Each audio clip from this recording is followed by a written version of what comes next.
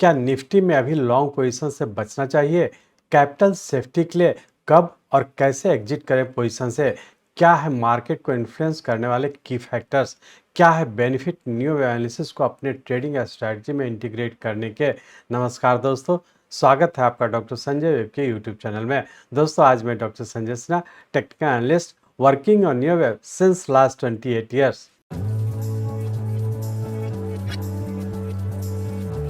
Start करने से पहले मैं समझता हूं कि आप लोग निश्चित रूप से डिस्क्लेमर को अच्छे से देखकर पढ़कर समझ लिए होंगे। इस चैनल पर दिए गए सभी कंटेंट एजुकेशनल पर्पस से बनाए गए हैं और इसका उद्देश्य किसी भी प्रकार की एडवाइस या रिकमेंडेशन करना नहीं है। हम सेबी रजिस्टर्ड फिनेंशियल एडवाइजर नहीं है, इसलिए हम आपको स्ट्रिक्टली सलाह देते हैं कि अपने प्रोफेशनल के कंसल्टेशन के बिना आप कोई भी डिसीजन, फिनेंशियल इन्वेस्टमेंट, ट्रेडिंग या कुछ भी ना करें। कुछ भी प्रॉफिट या लॉस होता है तो उसके लिए रिस्पॉन्सिबल आप खुद होंगे। ये चैनल न्यू वेब एनालिसिस के लिए समर्पित है। निफ्टी के इस क्रिटिकल जंक्शन पर देखें ये स्पेशल वीडियो। एग्जामिन करें मार्केट के की इंडिकेटर्स, समझें मार्केट के डायनेमिक्स को, मार्केट ट्रेंड से आगे रहने के सेक्रेट्स प्राप्त करें। न्यू वेब एनालिसिस के स्टेप बाय स्टेप नॉलेज से समझें कमिंग वीक में निफ्टी के संभावित वेव एक्शन को। जाने न्यू वेब के टाइम रूल से एक्यूरेट प्लेस पर प्रॉफिट्स बुक करने के राज। सीखें लॉन्ग पोजीशन से बचने के फायदे। हम बुक प्रॉफिट्स ऑन राइज पर जोर देंगे। वीडियो में हम अपर स्टॉप लॉस को फॉलो करते हुए शॉर्ट पोजीशन क्रिएशन पर जोर देंगे। हम कैपिटल प्रोटेक्शन के इंपॉर्टेंस को बताएंगे। हम निफ्टी में new web trading strategy link करने में आपकी सहायता करेंगे। न्यू एनालिसिस के वेब पैटर्न के अंडरस्टैंडिंग से निफ्टी के रिसेंट परफॉर्मेंस का रियल टाइम एनालिसिस करेंगे। जाने पैटर्न कंफर्मेशन के क्लू। हम प्रॉफिट्स और रिस्क को बैलेंस करना बताएंगे। देखें रियल लाइफ मार्केट एग्जांपल्स और केस स्टडीज। हम पहले के बने लॉन्ग पोजीशन में प्रॉफिट बुकिंग पर फोकस करेंगे। हम levels for creating short position निकालना बताएंगे। हम इन्वेस्टर और ट्रेडर को चेंजिंग कंडीशन के स्ट्रेटजी टू अडॉप्ट बताएंगे।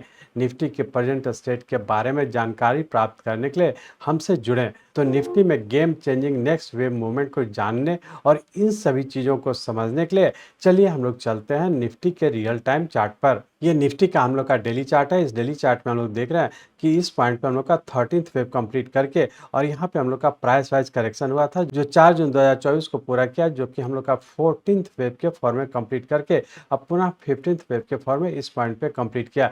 यहाँ पे हम लोग देख पा रहे हैं कि 4 जून 2024 से लेकर के 19 जुलाई 2024 तक एक इम्पल्स वेव कंप्लीट किया जो कि 15th वेव था, जिसमें कि रफली हम लोग का 32 डेज का टाइम लगा था। और इसके बाद यहाँ से हम लोग करेक्टिव फॉल में इंटर कर चुके। इस करेक्टिव फॉल के तहत हम लोग यहाँ पे देख रहे हैं कि करेक्शन के तहत नीचे का ए और ये बी और उसके बाद हम लोग सी वेव के फॉर्म में इंटर कर चुके हैं। तो हम लोग ऐसा कर सकते हैं कि हम लोग का इम्पल्स वेव 14th वेव के बाद 15th वेव के फॉर्म में जो गया ऊपर, जिसमें हम लोग का रफली 32 डेज का टाइम लगा, और जबकि 19 जुलाई 2024 से जब हम लोग करेक्शन में इंटर किया है, जिसके तहत नीचे का ए बी और सी वेव के फॉर्म में इंटर कर चुके हैं, जिसमें कि रफली हम लोग का 35 डेज का टाइम लग चुका है। तो हम लोग ऐसा कर सकते हैं कि 4 जून 2024 से हम लोग का एक वेरी शॉर्ट टर्म का राइजिंग ट्रेंड इस पॉइंट पे कंप्लीट किया, जो कि 19 जुलाई 2024 को कंप्लीट करने का, और यहाँ से हम लोग का पुनः करेक्शन में इंटर किए हैं, जिसमें कि रफली हम लोग का 34 डेज का टाइम लग चुका है। तो यहाँ पर हम लोग ये कर सकते हैं कि हम लोग का वेरी शॉर्ट टर्म के अभी करेक्शन में है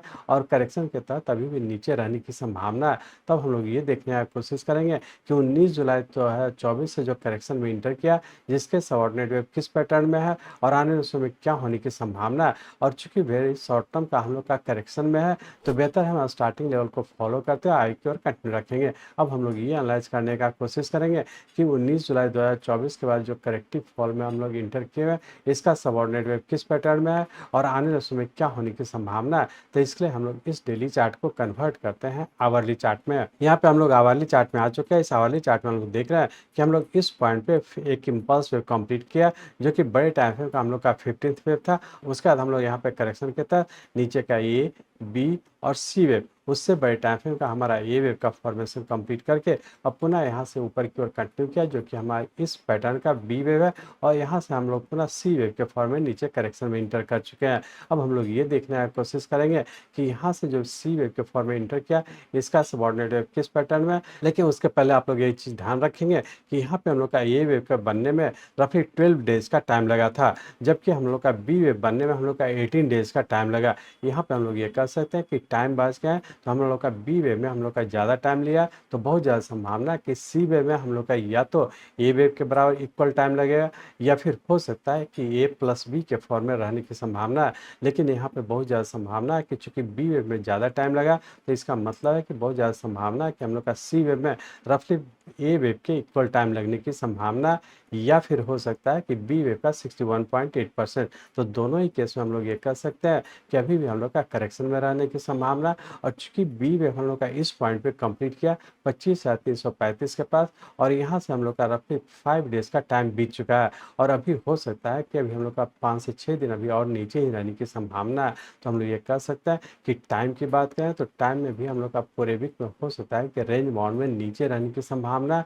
यदि वेरी शॉर्ट टर्म की बात करें तो वेरी शॉर्ट टर्म चूंकि हम लोग का बी वेव यहाँ से स्टार्ट हुआ है, तो यही हम लोग का वेरी शॉर्ट टर्म के ऊपर के फॉर्म है। तो हम लोग ऐसा कह सकते हैं कि वेरी शॉर्ट टर्म की बात करें तो वेरी शॉर्ट टर्म में अभी हम लोग का ऊपर ही रहने की संभावना है, लेकिन इस सी वेव के तहत करेक्टिव फॉल में है। तो हम लोग ये कह सकते हैं वेरी शॉर्ट टर्म के लिए जो लोअर स्टार्टिंग लेवल है हमारा 23,893 का, और यही हम लोग का वेरी शॉर्ट टर्म का लोअर स्टॉप लॉस हो जाएगा।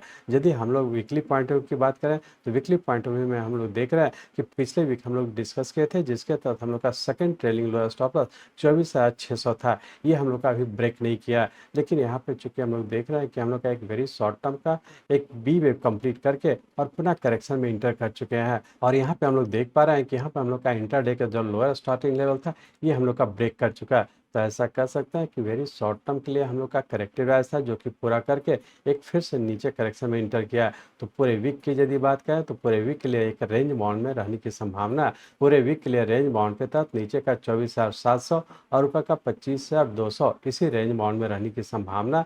पूरे वीक के लिए जो हम लोग का नीचे का second trailing lower stop loss है 24,600 का, लेकिन चूंकि यहाँ पे हम लोग का इंटरडे का लोअर स्टॉप लॉस ब्रेक किया, तो बहुत ज़्यादा संभावना है कि पूरे वीक में एक छोटे से रेंज बाउंड में रहने की संभावना है। और ऊपर का हम लोग का जो स्टार्टिंग है, चूंकि इंट्राडे में हम लोग का नीचे का स्टॉप लॉस कटा, तो हम लोग का इंट्राडे के पॉइंट से ऊपर का स्टॉप लॉस होगा।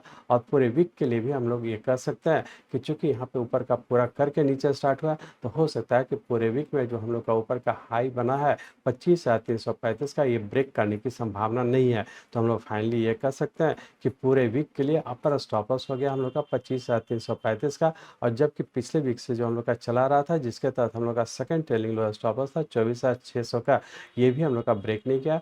तो इसका मतलब है कि बहुत ज़्यादा संभावना है कि आने वाले पूरे वीक में रेंज बाउंड में रहने की संभावना है, जिसके तहत ऊपर का स्टॉप लॉस रखे हैं 25,335 का, जबकि नीचे का स्टॉप लॉस हम लोग का 24,600 का। इसी दोनों स्टॉप लॉस को ध्यान में रखकर छोटे से रेंज बाउंड में ट्रेड करते रहने का कोशिश करेंगे। यदि डिक्लाइन पे बाई करते हैं तो लोअर स्टॉप लॉस को फॉलो करें, यदि ऊपर के लेवल पर प्रॉफिट बुक करते हैं या फिर शॉर्ट करते हैं तो अपर स्टॉप लॉस को फॉलो करते हैं और रेंज बाउंड में ट्रेड करने का कोशिश करेंगे। सिर्फ ध्यान रखेंगे यदि ट्रेलिंग स्टॉप लॉस को फॉलो करते हैं, डिक्लाइन पे बाय करके आगे की ओर कंटिन्यू रखे हुए, तो वैसे लोग चूंकि इंट्राडे का स्टॉप लॉस ब्रेक हो चुका है, तो ब्रेक होने के बाद आप यदि बाई किए हैं तो यहाँ पर ऊपर के लेवल पर प्रॉफिट बुक करके एग्जिट हो जाने का कोशिश करेंगे। यहाँ पर बहुत एग्रेसिव होकर के अपर लेवल पर बाई करने का कोशिश नहीं करेंगे। हाँ, यदि डिक्लाइन पे आता है बाई करें, ऊपर के लेवल पर प्रॉफिट बुक करें, ऊपर के लेवल पर यदि शॉर्ट करते हैं तो अपर स्टॉप लॉस को फॉलो करें, नीचे के लेवल पर यदि बाई करते हैं तो लोअर स्टॉप लॉस को फॉलो करते हैं छोटे से रेंज बाउंड में ट्रेड करने का कोशिश करेंगे। यदि हम लोग ये देखें कि मंडे ट्यूसडे को क्या होने की संभावना, तो इसलिए हम लोग इस आवरली चार्ट को कन्वर्ट करते हैं 15 मिनट के चार्ट में। यहाँ पे हम लोग 15 मिनट के चार्ट में आ चुके हैं। इस 15 मिनट के चार्ट में हम लोग देख रहे हैं कि यहाँ पे हम लोग का एक बी वेव पूरा करके करेक्शन में इंटर किया है, जो कि सी वेव के फॉर्म में इंटर कर चुका है। अब इस सी वेव के तहत हम लोग देख रहे हैं तो नीचे के लिए हम लोग का नीचे का 1 2 3 4 और 5 के फॉर्म में इस पॉइंट पे कहीं ना कहीं पूरा होने की संभावना। हो सकता है कि मंडे ट्यूसडे के लिए रेंज बाउंड के तहत नीचे का 24,700, ऊपर का 25,000 इसी रेंज बाउंड में रहने की संभावना। ऊपर का स्टॉप हो सके 25,280 का, इसी अपर स्टॉप लॉस को ध्यान में रखें, छोटे से रेंज बाउंड में ट्रेड करने का कोशिश करेंगे। इस तरह से हम लोग कह सकते हैं कि इंट्राडे की बात करें तो इंट्राडे में हम लोग का ऊपर का स्टॉप लॉस है, इसको फॉलो करते हैं। जब भी ऊपर जाता है यदि लॉन्ग पोजीशन बना तो प्रॉफिट बुक करके एग्जिट हो जाने का कोशिश करेंगे। यदि शॉर्ट करना चाहते हैं तो अपर लेवल पर शॉर्ट करें, अपर स्टॉप लॉस को फॉलो करें, और नीचे के लेवल पर आता है तो प्रॉफिट बुक करके एग्जिट होते रहने का कोशिश करेंगे। यदि पूरे वीक की बात करें तो पूरे वीक में हो सकता है कि नीचे हम लोग का 24,700 के पास भी आने की संभावना, और ऊपर करेक्टिव राइज में जाता है तो हो सकता है कि ऊपर 25,100 या 200 तक भी जाने की संभावना। तो यही दोनों लेवल को ध्यान में रखते हुए अपर स्टॉप लॉस 25,035 को फॉलो करें, लोअर स्टॉप लॉस 24,600 को फॉलो करें। इसी दोनों अपर स्टॉप लॉस और लोअर स्टॉप लॉस को फॉलो करते हुए छोटे से रेंज बाउंड में ट्रेड करते हुए नीचे की ओर करेक्टिव रखेंगे। यदि वेरी शॉर्ट टर्म की बात करें, वेरी शॉर्ट टर्म का हम लोग का लोअर स्टॉप लॉस 23,893 है, जो कि बहुत दूर है, तो इसी को फॉलो करते हुए हम लोग डिक्लाइन पे बाय करके ऊपर की ओर करेक्टिव रखेंगे।